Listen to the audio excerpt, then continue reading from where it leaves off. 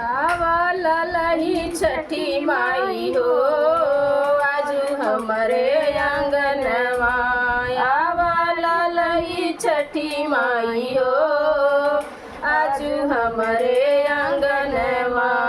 अपने आंगनवा माई सगड़ा खनाई बेदिया बनाई कुसे पारस गड़ाई।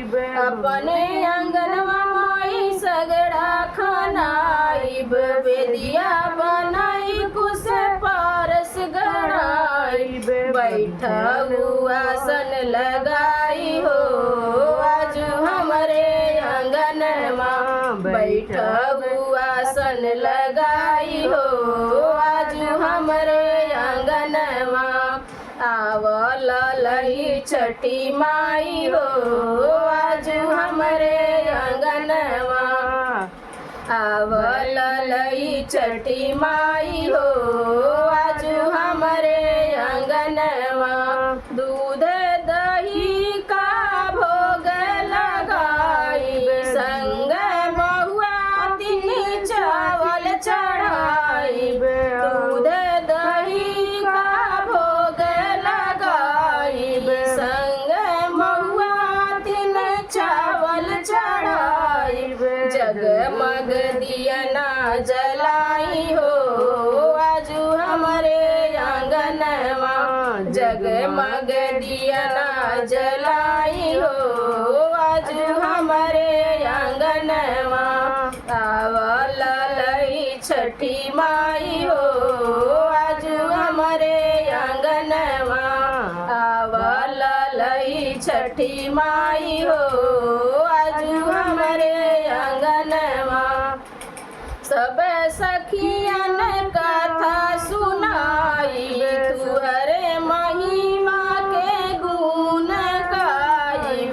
सब सखियन कथा सुनाई तुहरे महिमा के गुण हम गाइब।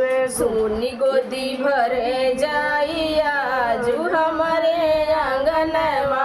सुनी गोदी भरे जाई आज हमरे आंगनवा। आवल लही छठी माई हो आजू हमरे आंगनवा। आवल लही छठी माई हो आजू हमरे आंगनवा। अचरा पसार के परला पयरवा सुनिला माई मोर बिनती हमरिया। अचरा पसार के परला पयरवा सुनला माई मोर दिल के बतिया। पाई दरस तरी जाइब हो आजू हमरे आंगनवा। पाइब दरस तरी जाइब हो आजू हमरे आंगनवा। आवल लही छठी माई हो आजू हमरे आंगनवा। आवल लही छठी माई हो आजू हमरे आंगनवा।